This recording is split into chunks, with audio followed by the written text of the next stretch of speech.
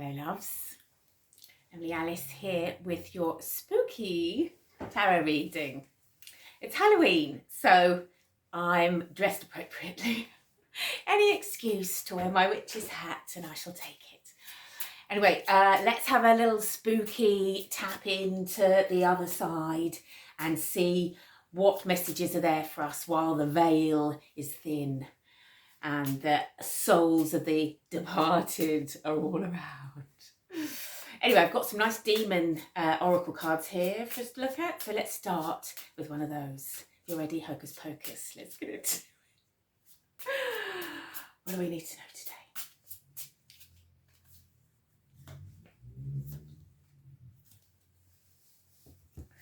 today? Okie dokie. Where do we begin? This particular demon is called O's. Connecting with animals can lead to positive transformation. It can also lead to unexpected knowledge of self. How lovely. At this time, bond with your familiar. I'm in the search for a cat. If anyone knows of one that needs a good home, I am here. But look at that, O's. Yeah, connection with animals. They sense things. They know things. They're worth paying attention to and listening to. Then we've got Focus. Your ability to see into the future is strong. You must not be afraid to look. Ooh, is that for you? Do you get that inkling? Have you got that feeling, that sense, that knowing? Yeah, lean into that as well. Oh, at this spooky time, you're really bringing all your spooky elements to the fore, my darling. I love to hear it. Now, this final one is called Amon. There may be a friendship that's no longer as strong as it was. Now is the time to repair that friendship. Yeah. If it's worth saving, be the one to say sorry if it needs it, even if you really weren't to blame. Yeah, is there a friendship that you're kind of missing a little bit, perhaps? Yeah, someone that you've just been thinking of. Perhaps they've been thinking of you as well. And perhaps they are hoping that you'll reach out and build that bridge back again. Yeah. All right, loves, let's see what the tarot has to add to all of that. Connecting with animals can lead to positive transformation. I think that's really interesting, isn't it? That it's not about positive transformation for the animal, it's about positive transformation for you. What do you learn about yourself? What can you learn about being a human from being friends with an animal? Yeah. Crazy, isn't it? But also loving that your ability to see into the future is strong. Don't be afraid to look. Because it is a little bit frightening, isn't it? To sort of think, oh gosh, what if I see something I don't like? Wow, forewarned is forearmed. I've read for people that, yeah, are a bit scared of it now because it all came true. And now they're a bit sort of wary about it. But honestly, it's going to happen whether you've seen it in the cards or not, babe. Right, we've got 3 cards to start us off with. We've got the Lovers. Very nice. Divine masculine, divine feminine, coming together in a perfect union, a perfect partnership, a perfect balance. This can also be a decision to be made. Is that friendship that you let drift, perhaps? I feel like this is something more to do with a passion, not necessarily a person. I mean, although it can be both. But there's something that you've recently started doing that you just love. Keep hold of it. Maybe it's you and your animal having a lovely time together, and that you realise that connecting with that animal brings you that feeling of love. Because we only have this one word, and yet there's all sorts of types of it, flavours of it. I mean, the love you have for your cat isn't the same as the love that you have for a man, or the love that you have for your mum, or the love that you have for your favourite pot plant. All different types of that sort of same similar emotion. There's only the one word. Very strange. Okay, but love is all around you. You're feeling that loving energy. You're open to feeling it. In fact, you're keen to feel it in whatever form it comes, in whatever flavour is best for you. We've got Page of Wands then. So yeah, again, that's a passion again, isn't it? That's your spark being lit. That's your wand aflame with something really exciting. Look at you dancing here. Throwing your hands up in the air and really enjoying this. Maybe it's the phase of your life that you're in. But you're realising now that perhaps joy doesn't come from a new car or a fancy house or, you know, a flash holiday. It comes from the small things. And when you realise that, then you really do open your eyes to how much joy and love there is all around you, really, to be found. Yeah, I feel that you've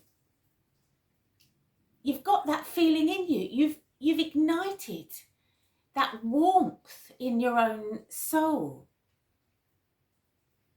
It's quite a milestone, in fact, you realising that your happiness doesn't reside with somebody else.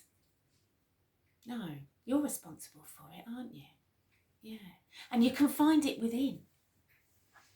And even with this lovers, which looks, you know, in the illustration, like very passionate sort of erotic love, but also is about that sort of divine balance within yourself, that you don't seek anything from anywhere else. You are both of these characteristics together, the yin and the yang, all together, balancing each other out within you. And we all have that within us. And really, that's when you find your complete balance, when you're not reliant on somebody else to bring that balance to you, because they can't read your mind. They don't really know what you need. And they won't ever really give you what you need because they're into what they need. So, yeah. I've also got the Seven of Cups here, which is you with a lot of options. You recognising all of these full cups here that are all versions, flavours of love for you, all ready for you to go after in whatever way you want to. This realisation that it's all within you really has opened your eyes to all of the options of love that are around you. I get a little, more than a little, just a feeling of love when the robin comes down in the mornings. I put a little dish of mealworms out for him and he looks at me and he eats this little mealworm and he zooms right past my hat. I love it, honestly. And I get my heart skips a beat. Now that is love, isn't it? As much as, you know, some bloke give me a bunch of flowers and me having to believe that love, the love I feel for that robin feels real. Feels really real to me. Yeah. A really interesting reading. And look here, we've got the Empress coming out under there. So you're at the beginning of this new phase, this really pregnant with love phase that you have found yourself in. You've matured into it. You've come upon an understanding of what you need and what the world is and what it means to be happy and contented and experience love in this physical world. You've just begun this and you're letting it grow because you love it. You realise that you belong in this place, that you enjoy that feeling of just unconditional love for nature, for the animals. for the beautiful blue sky and a fantastic tree. And it's given you, just such a new lease of life. And so many options now. Look, I can love a tree, I can love a robin, I can love a cat, I can love the sky, I love myself, I love a really nice dinner, I love a delicious cup of tea, all the loves, yeah. And it's balancing you out and making you feel like, woohoo, it's all to play for. Fantastic. Right, just because it's Halloween and they are a little bit dark, shall we have a little fairy oracle for the end? Now, I can't guarantee this will be a pep talk, because you know what these fairies are like, the fae folk. They like to tell it how it is. They're pretty straight, a little bit dark, a little bit sinister. However, we've got number 30 here. Goodness only knows. Look at these fairies, these creepy fairies abducting a baby or something, it looks like. What are they up to? Right, let's find out what spooky advice these fairies have for us on this Halloween week. Oh, come on, it's all the Italian side. I think these are Italian cards. Italian fairies. Distraction is number 30. Let me remind you of that lovely, creepy illustration there. Distraction. While the small fairy turned his back on the baby, a group of pixies have lifted the child up and away. Out of harm's reach. Oh, okay. What caught the fairy's attention? And will he be able to capture the baby again and bring him back with him? Goodness only knows, this poor child, where's his parents, honestly?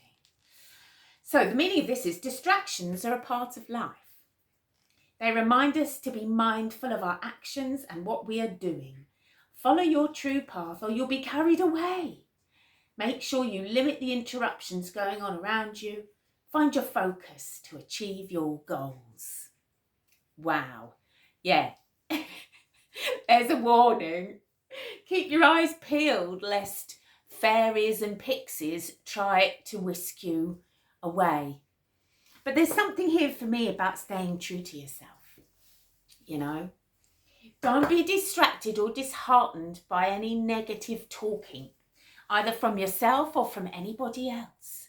Don't let them take your beautiful, lovely heart and whisk it away. Take away your dreams, take away all of the things that you hope to achieve. You can do it. You can do whatever you put your mind to. And I have complete and utter trust that you'll be able to do it, babe. Believe in yourself. Don't let anybody whisk you away. Stay true to your course and you'll only succeed. There we go, my loves. I hope you enjoyed that. I'll see you again next time. Bye.